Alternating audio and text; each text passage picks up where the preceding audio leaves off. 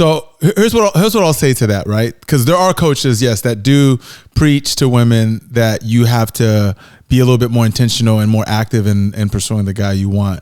I'm kind of on the fence with the idea on both ends of the court, right? Because there's advantages and disadvantages to both. To your point, you're saying, just make yourself available and visible to the man you want, and then hope that person,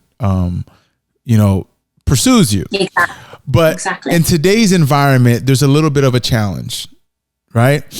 The challenge is twofold. In one way, the challenge is that the type of man that a lot of these women might want are going to be not always in their circle or in their environment. And even if they were, the man is potentially going to be, this is just me hypothetically speaking, that man is potentially going to be highly distracted, right? I've been in a lot of situations where a woman that I later on in life told me like, oh, they had a huge crush on me, or they were trying to get my attention, and they were always around, but me, I'm just not even, not that I didn't think they were attractive, it's just I was always occupied with stuff, right? And that happens a lot. Someone like myself, or a lot of people that would be considered, someone that's considered desirable in whatever way, right? So that's challenge number one. Challenge number two is that women who sit back and wait for the right guy to approach them are often bombarded with attention from guys that they don't want. Okay. And the guy that they do want might not, for the reasons I said earlier, might not always come to their, presence. Right. So even the most highly desirable woman will, if she's not in the right spaces, won't come around the kind of guys that she wants. So she's forced to keep shutting down all these, loser guys that she's not into. And then she's like, that guy over there, I need him to come and talk to me. Or the guy that's, that I see on my phone here, I need him to come and talk to. I'm just going to be available and hopefully he sees me. So a lot of these women who are highly desirable feel like they have a lot to offer. They're not necessarily making themselves presentable to the right person given the distractions that exist in today's time, because a guy is going to have a ton of distractions even on his phone, let alone in person. So how do you feel about that? Well, for me, none of that is really anything to be concerned about. Okay. Because, as a woman, you've got to think, what's your priority here? Do you just want a guy? Do you just want a guy, like some guy? Some guy? Or do you want a man really interested in you? Okay. And for me, it's a no-brainer. I think any woman with a certain amount of self-respect would rather be single than have a man that's only halfway interested. Okay. If you as a woman, there's nothing that really inspires men much more than women. I'm sorry. People can say that it's this, that it's that, but nothing really other than like a man on his purpose and women, like his goals and women. And when he reaches his goals, the first thing he wants is women. Why does he want his goals? For women. Like, you know what I mean? So if that's not it's happening, like we're only wired to work as long as there are women around. That's it. If the whole world, if women went from this world and it was just men would have a really hard time achieving anything. Whereas women, on the other hand, we're not so driven by the need to impress men in that way. We want to impress them in other ways, but not when it comes to like our achievement. We're just different like that. That's fine. But what I'm trying to make women understand is that it doesn't matter whether 100 guys are interested in you and you are interested in that guy. If that guy is not interested in you, then he is just as ineligible as all the other men. It's not a matter of the guy not being interested. It's a matter of the guy not being aware of your existence to begin with. So that's why I say put yourself in spaces. Like, you can't expect people to drop from the sky and find you. You have to create opportunity in life, period. Whatever it is that you want, opportunity. Now that can be something as simple as getting on online dating. I'm not telling women to fly to Timbuktu. Do you know what I mean? Okay. Just make yourself present allow people to find you. Create opportunities. If you want a certain type of man that's interested in this or that, be in spaces where people are talking about this or that.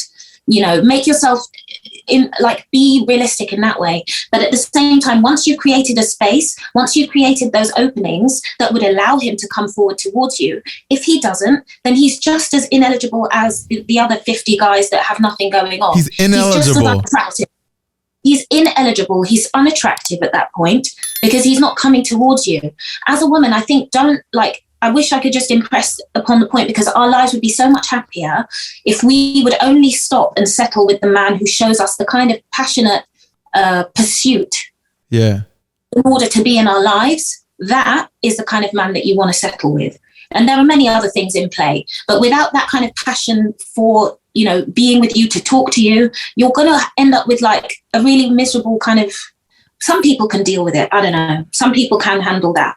But I'm saying a lot of women, I just believe that most of us, it's not good for you. Eventually, you will be upset in some way because you drove it forward. Okay. That's not the natural position for you as a feminine woman.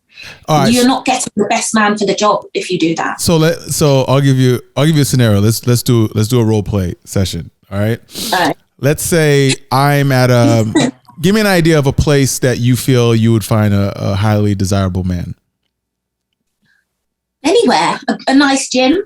A gym. Okay. Let's do gym. I like that. So let's say you had a good gym, right? One of the nice ones per se, right? You had a good gym and you noticed me because, why wouldn't you? So we're at the gym, right? And you know that I go there regularly. We bump into each other, not actively engaging, but we cross paths, whatever. I got my headphones on, as I do now, and I'm going inside the gym and I'm going there to work out, and I'm in and I'm out, right? No funny business. I just work out, pump out, and leave. How do you, right, Andrea? How do you get my attention in a feminine way without seeming too masculine? Now I'm doing my bench press, whatever the hell it is. What's going on? Can you spot me? Okay, I spot you. And if you do that for me and I thank you and you move on, I don't want you. So you're saying any woman at the gym that asks a man to spot her, it doesn't genuinely want, okay. I'm not saying that. I'm not saying that at all. What I'm saying is that if during my interaction, if I open up the pathway for you to talk to me and you don't, you're not interested. So why would I bother myself with you? I got you. But is it safe to assume that a woman who asks a man to spot her at the gym, that's a move that she's making towards that man? Yeah, if you want, sure. So, why not? If you're feeling as though that in that moment, but this is where it's come on, we're not, we have also the power of deduction. We have the power of intuition. We can feel people's energy. Okay. You can sense when somebody wants to perhaps have a conversation with you or is open to that.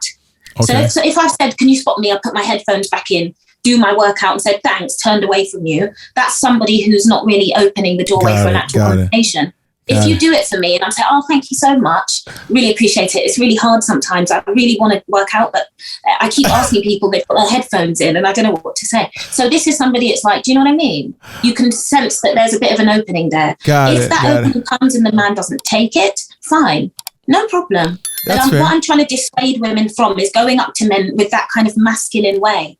Just open the door, just talk. Just ask a question. You know what's crazy? That's all you need to do. Even what you just said, and I like what you said. I think it's a sweet, innocent way of being engaging without being too forward and too embarrassingly desperate. I get it and I respect it, but I'll be honest with you, even that and what you said requires a certain level of confidence that I think a lot of women don't have. Right? I don't think they can practice. They can what? They can practice. Yes, but even that comes with a lot of fear, because even women will walk into a gym, they see a guy that he likes, and she'll probably talk herself out of it. Oh, he's probably this, he's probably that. Oh, I don't look as good as I should, or this, that, and the third. So there's a lot of things that go on to women's mind that might prevent them from doing that. So with that said,